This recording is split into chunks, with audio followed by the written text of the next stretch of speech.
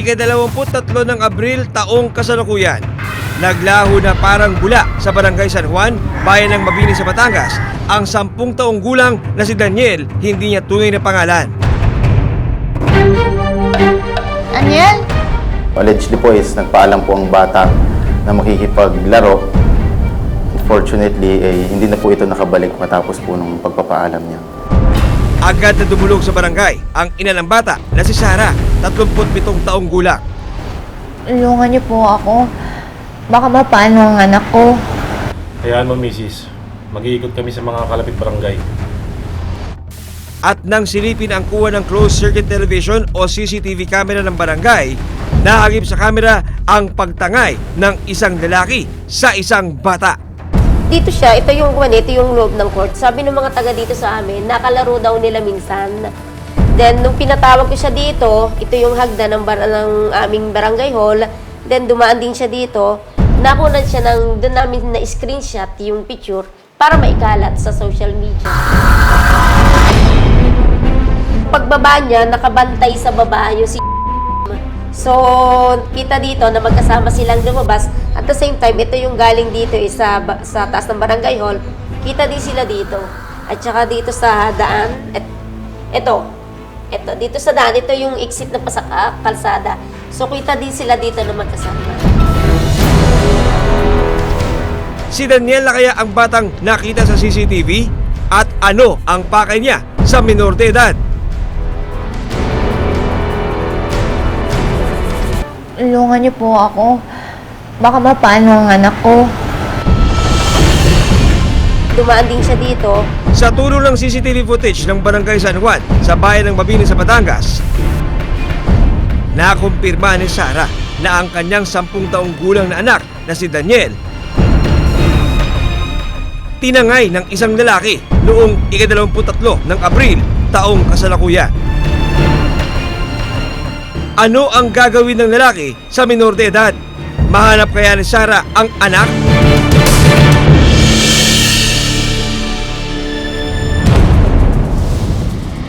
Lumalabas na noong araw na nawala si Daniel, bandang alas 5 ng hapon, isang lalaki ang kasama nitong umalis sa covered court ng Barangay San Juan. Sa kuha ng CCTV sa lugar, sinundan ni Daniel ang lalaki. Makikita ang pag-alis ng dalawa papuntang highway. Pero hindi na nakunan kung saan sila sumakay at pumunta. Dahil sa natuklasan, labis na pagkabalisa ang naramdaman ng magulang ni Daniel. Para ako napaiyak na hindi ko na po maintindihan. Paano gagawin ko isa-isa hanapin? Si Sarah nag-post na rin sa kanyang social media account ng panawagan para mahanap ang anak na si Daniel. Ayon kay Sarah, sanay siyang parati lang nakatambay sa covered court malapit sa kanilang bahay si Daniel. Kaya laking takot ni Sarah noong malamang nawawala ang anak. Kinabukasan, ika-24 ng Abril, dumulog na sa tanggapan ng Mabini Municipal Police Station si Sarah. Nag-post na rin po ako sa account ko. April 23 po ma'am ay humingi po ng tulong po sa ating pulisya itong si ma'am at iniulat po niya na nawawala po ang kanyang anak na 10 taong gulang. Pero ayon sa mga pulis, hindi pa maaaring ideklarang nawawala o missing ang bata hanggat wala pang 24 oras mula nang siya'y mawala. Nag-report po sila dito sa station ma'am. Tapos nag-flash alarm po kami ma'am.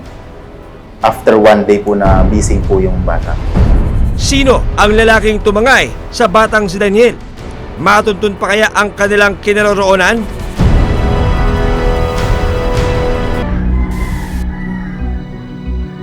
Daniel? Tulungan niyo po ako. Baka mapano ang anak ko. Palaisipan para sa mga magulang ng nawawalang si Daniel, 10 taong gulang. Kung saan siya dinala ng lalaking tumangay sa kanya. Pangalawa, sa 3 magkakapatid si Daniel. Namamasukan bilang security guard ang kanyang ama. Samantala, housewife naman ang kanyang inang si Sarah. Ayon kay Sarah, Sanay siyang parati lang nakatambay sa covered court malapit sa kanilang bahay si Daniel. Kaya laking takot ni Sarah noong malamang nawawala ang anak. Hanggang noong gabi ng 3 ng Mayo, 10 araw mula nang mawala si Daniel, isang tawag mula sa Ilocos Norte ang natanggap ng mga magulang ng bata. Uy bata, ano nangyari sa'yo? Nasaan yung magulang mo? Ayon sa nakarating sa kanilang impormasyon, may natagpo ang bata sa bayan ng Pasukin at kasalukuyang nasa pangangalaga ng mga pulis. Inuwan po ko na kasama ko. Tulungan niyo po ako. Oh, tulungan daw natin siya. Hindi ka nasamahan ka na namin sa presinto. Kahit hindi pa nakikita ang batang natagpuan sa Ilocos, malakas daw ang kutob ni Sarah na baka siya nga ang nawawala niyang anak. Hindi ko na po maano kung alamin po po ba. Sabi ko sa pulis natin, sabi ko, sir, pwede na akong makita yung picture kung talagang asiin na siya yun. Sabi sa akin, ay, mami, hindi po kami ubilin sa iyo pumunta ng Ilocos Norte kung hindi po tayo sigurado. Dahil po yun ay napakalayo. Yun po ang sabi sa akin. Pumunta ka na po dito at ayun aalis na. Agad na bumiyahe ang mag-asawa papuntang Ilocos Norte. Nakarating si Sarah at ang kanyang mister sa istasyon ng Pasukin Police umaga na noong 4 ng Mayo. Gugutom ka na ba? Sa kanilang pagdating sa presinto, siya na kaya ang batang 11 araw nang nawawala? At paano siya napadpad ng Ilocos Norte?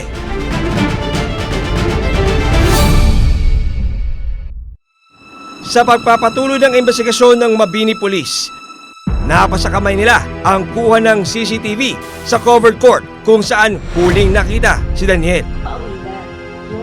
Kasama lang niya si George. Isang lalaki ang nakitang kasama ng bata malapit sa kanilang bahay bago siya mawala.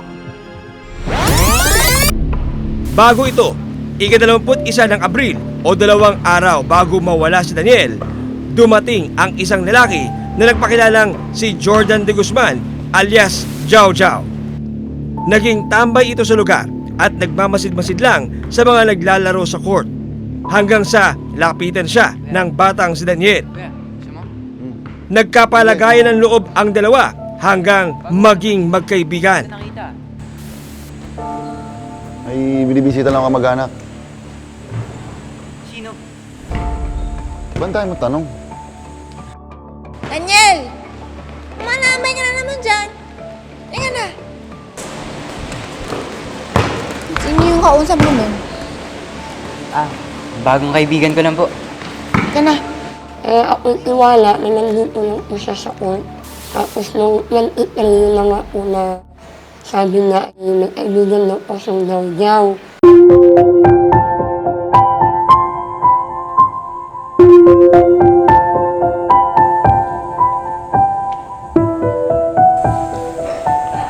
Uy, kuya. Kuya, gising. Kuya, Bakit? Ano oras na ba? ba't siya ka natutulog? Pagod na nga ako eh. Pagkain ka ba dyan? Sa bahay meron. Kasi magalit nanay mo. Di yun, mabait yun. Ano, tara. Tara. Tatlong araw po nakatira sa court. Tatlong araw natutulog. Tapos yun, humihingi po ng pagkain para kakain doon ay kuya na Jau-Jau. Tulong-tulong kami ng mga kapitbahay para mabigyan po ng pagkain at ulam. Hanggang noong hapon ng 23 ng Abril, Nay, may handog pa ba tayo? Bakit? Sakto. Bibigay ko lang sa kaibigan ko. Magandang umaga ko. Ay, umuli nyo na yan. Diyan ka lang ha, huwag lalayo. Sige po. Kuya,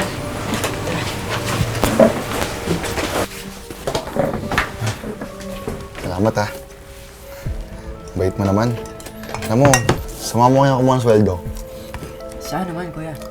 Malapit lang. Baka hindi ako payagan ni nanay. Hindi lang naman tayo eh. Pag sinama mo ako ng sweldo, bibigyan kita ng gusto mo. Ano gusto mo? Bike? Bibigyan kita ng bike, tapos bibigyan kita ng pera. Bait ka sa akin eh. Talaga? Ito mo, paano ka ng sinanay mo? Hindi lang tayo dun. Paalam po sa akin na ang sabi daw po ay sinasama daw po siya ni Kuya na Jaw-Jaw para kumuha po ng sahod. Nay, pwede ba ako sumama kay Kuya Jojo? Kukuha lang siya ng sweldo niya. Bakit siya pamasama sa'yo? Hindi pwede. Sige na, Nay. Malapit lang naman daw po eh. Hindi ko kilala yung lalaking yan. Mamaya mapahamak ka pa. Tulungan na. Hindi pumayag si Sarah na sumama si Daniel kay Giao Giao. Ang sabi po ay natulog na po at mamaya na lang lumabas. Nung nakatulog po ako, wala na po siya pag-gising po. Sa sumunod na eksena, makikita sa CCTV na kasama na ni Daniel ang binatang si Giao Giao paakyat sa barangay hall. So may nag-report sa aking barangay tanod. Then I think mga 5 o'clock, pinapunta ko siya dito sa taas ng barangay hall. Tinanong ko, kinumusta ko, pati yung iba niyang detalye. Tapos sabi ko nga, may anak pala naman siya doon sa barangay San Pedro. So bakit di na lang siya umuwi sa kanila? At least may pamilya siya doon. Sa imbestigasyon ng mga polis nang tangiyin ni Giao Giao si Daniel, sumakay ang dalawa sa isang jeep patungong Laguna. Matapos ito, tsaka dinala ng binata ang paslip sa Angeles City sa probinsya ng Pampanga. Dito raw siya tinuruang mamalimos ng suspect. Kuya, ano ginagawa mo? Para, Kuya! para maawa sila sa'yo. Para ako bibigyan ng pera kung medyo mali yung itsura mo. Kuya? Wala. Kuya, kahit konti lang, kuya. Brad, magkaparat pala tayo? Ano nangyari sa'yo? Nanakawan kasi kami, Brad eh. Dahil nakasuot po siya ng Acro Alpha Kappa Rho na fraternity shirt, madali siyang na-identify nung mga ka-fraternity niya. Natagpuan siya sa Pampanga at nanghihingi ng tulong, konting pangkain at konting pamasahe. At syempre, bilang sa kapatiran nila, talagang tinutulungan nila yung isang taong naka-t-shirt na gano'n kasi nagpakilala na kamiyembro nila. Sige pre, bibidyo ako na lang kayong dalawa para makita ng mga kaparat natin. Kuldisin namin. San Pedro Laguna ako. Sa Landayan Chapter. San Pedro Council po. Sumabay lang kami ng truck ng Cubao para makauwi ng Pangasinan. Ang video, mabilis na kumalat sa social media at agad na nakarating kay Sarah. Ate, excuse me. May nakita bang bata? May kasamang lalaki? Dali-daling lumawas papuntang Angeles sa Pampanga ang mag-asawa para hanapin ang nawawalang anak. Sige pre, bibidyo ako na lang kayong dalawa para makita ng mga kaparat natin. Kuldisin namin. San Pedro Laguna ako. Sa Landayan Chapter. San Pedro Council po. Sumabay lang kami ng truck ng Cubao para makauwi ng Pangasinan. Ang video, mabilis na kumalat sa social media at agad na nakarating kay Sarah. Ano naman ba ang anak natin? Wala natin. Dali-daling lumawas papuntang Angeles sa Pampanga ang mag-asawa para hanapin ang nawawalang anak. Ate, excuse me. May nakita bang bata? May kasamang lalaki? Wala ko nakikita. Baka po nakita niyo yung bata. Kasama Pero pagdating nila sa Pampanga, hindi nila natagpuan si Daniel. Nagtatanong-tanong po ko sa mga police station, sa gasolinahan, sa mga gwardya, kung baka may nakita ko silang batang ito ang mukha. Ilang araw pa ang lumipas. Isang post sa social media ang muling nakita ni Sarah. Nanlilimos ang anak niyang si Daniel kasama si Giao Giao sa Cubao, Quezon City. Mama, hawakan mo. Yan. Kuya, pupunta tayo na Samar? Huwag ka na maraming tanong. Sa Baguio tayo pupunta. Bakit kuya? Huwag ka na maraming tanong. Sumama ka na lang sa akin.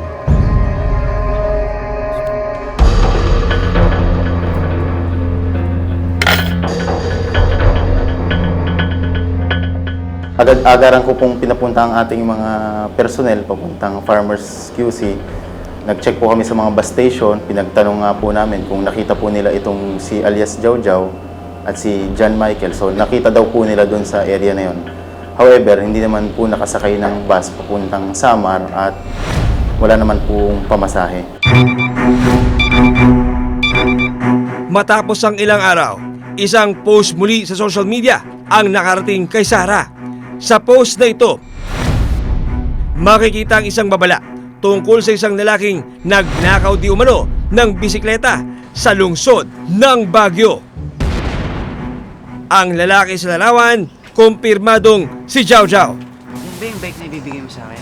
Oo, basta umakas ka lang ha. Oh, 100 lang bawat oras.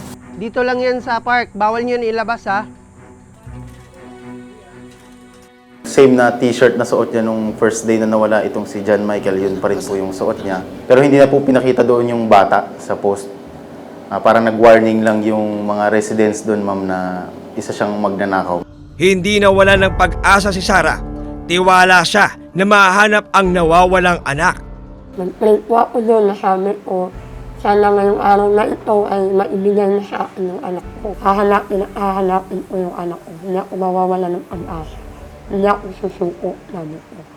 Yung mga ilang araw, nakita ko sa Facebook na yun na, nakuhanan siya ng picture, ng video. Parang napanatag pa rin po ang loob ko na, Lord, sabi ko, ikaw na po ang bahala sa anak ko. Hanggang noong 3 ng Mayo sa bayan ng Pasukin sa Ilocos Norte, isang driver at pahinante ng truck ang dumulog sa Pasukin Municipal Police Station para ireklamo ang pagnanakaw ng 2 lalaki. Ayon sa driver, isang binata at isang bata ang tumangay ng pera niya habang nasa biyahe. Sa boss ko yung pera yun. Pagkasabihin ng boss ko, nesparko ko yung 30,000 niya. Sa salaysay ng driver, nakisakay ang 2 lalaki sa kanilang truck na babiyahe panorte. Kuya, Nagpakilala ang binata bilang si Jow Jow at ang pakilala nito sa kasamang bata ay kapatid niyang si Daniel. Dalawa ba? oo, 2 kami kapatid ko. Oh, sige. Sige, salamat kuya.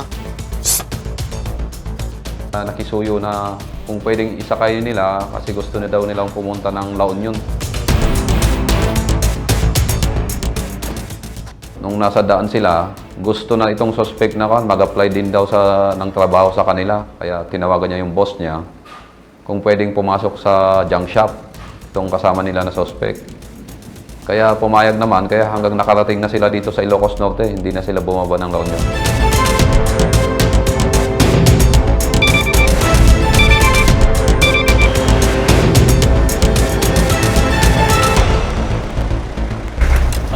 Wala muna, sisigil muna ako. Sige, Brad. Ako na bahala dito. Nag-gas up tapos nag-CR sila.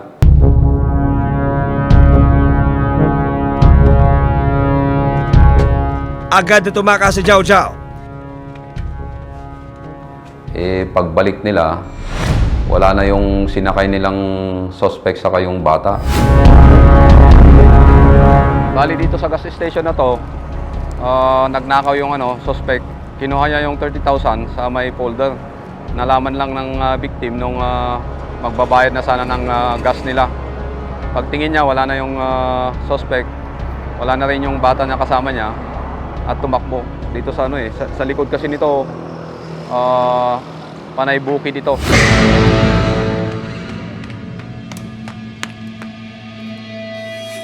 Natatakot ako. Kung ayaw mo sumama, hindi mo iwan ka mag-isa. Bahala ka. Pero sa kanyang pagtakas, tuloy na niyang iniwan na mag-isa si Daniel. Natagpuan siya sa may sa barangay Naglikwan dito sa Pasukin, Ilocos Norte din. Bali yung concerned citizen. Uy, bata, ano nangyari sa'yo? Nasaan yung magulang mo?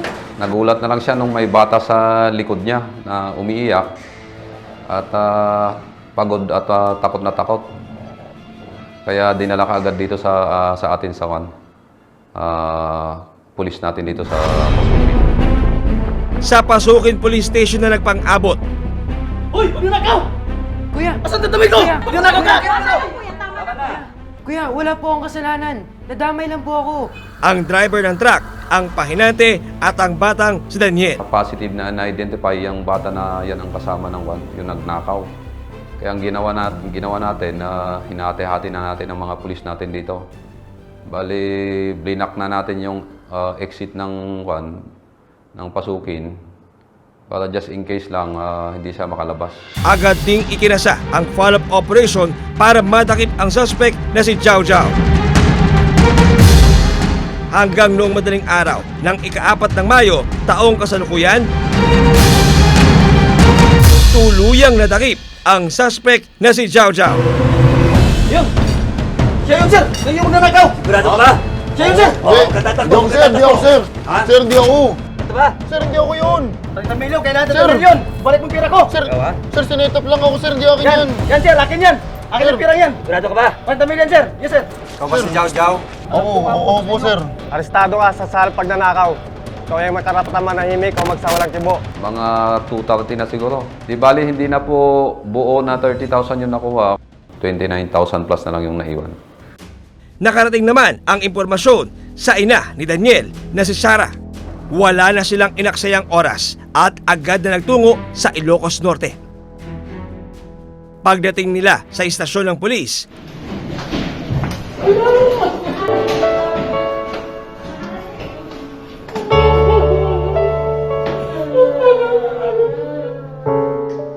kumpirmado si Daniel nga ang batang natagpuang palaboy-laboy.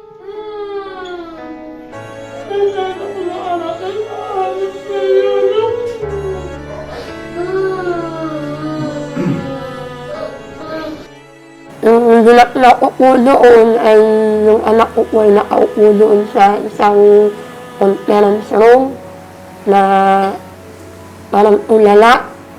Tapos yun, pagpasok ko, umiyak na po ako at yung anak ko. Parang yung anak ko napigilan na umiyak. Harap sa kaliwa. Kinasuhan ng suspect na si Jordan de Guzman o alias Giao Giao ng kasong pagnanakaw. I-refer natin yung case doon sa prosecution office at based sa mga affidavits, evidences na ipasa, bumagsak siya ng qualified theft. Bailable naman yung kaso. Naharap din siya sa kasong kidnapping. Kasalukuyan siya nakapiit sa Ilocos Norte Provincial Jail. Pwede po siyang makulong ng panghabang buhay po, reclusion perpetua. Sa part naman po ng PNP is case closed na po ito and consider as solved since arrested po natin yung suspect. Sinubukan namin makapanayam ang suspect, ngunit hindi kami napaunlakan. Sa gabay ng kanyang inang si Sarah, nakausap ng investigador si Daniel. Kwento ng bata, inalok siya ni Giao Giao ng pera at bisikleta para lang sumama siya sa binata. Pinilit po ako. Sabi niya kung gusto daw po magkapera o bike, bibili po. Nang? Pagkain. Tsaka? Tinapay. Bakit, kuya? Basta, huwag ka na maraming... Sige na, sige na. Tinuruan na rin daw siya ng suspect na mamalimos at magnakaw para mapambili ng pagkain. Ay, pasensya na boy Wala eh. Ate, sige na po. Wala talaga. Ate. Wala talaga. Halika na! Pumunta po kami sa Baguio. Binenta niya po yung bike. 1,500 po. Pinambili po. Nang? Pagkain. Matinding takot ang nadama ni Daniel habang nasa kamay ng lalaking dumukot sa kanya. Tatakot po. Baka po iwanan ako ni Kuya Giao Giao po. Malaking dagok sa pamilya ni Sarah ang mawalay sa pinakamamahal na anak. Masasabi ko po sa kanya na pasensya ka na kung pinakulong kita, pero mas maganda na sa kulungan ka para hindi ka naman merwisyo ng ibang tao. Mas makakain ka pa pag nasa kulungan ka. Kasi wala ka namang pamilya na para magpakain sa iyo. Kaya nasabi ko, magbago na siya ng ugali mo. Labis na takot man ang naramdaman ni Sarah sa pagkawala ng kanyang anak. Hindi na raw siya papayag na muli pang mawalay sa kanya si Daniel. Lahat ng kanyang ginagawa, subaybayan ko na kung saan ko siya mapunta, susundan ko. Pero dito lang naman na sa basketball court, hindi naman nalayo. Kaya anak, sabi ko sa kanya, magpakabait ka na, huwag na huwag ka sumama anino, lalo na sa hindi mo kilala. Paalala rin ni Sara sa mga kabataan, huwag basta-basta sasama sa mga taong hindi nila nakikilala. Sabi ko sa mga bata dito, sa mga kapitbahay ko, huwag na kayong sumama o hindi nyo kilala. Dahil tayo ay alam nyo na, yung nangyari ay sana huwag nang maulit.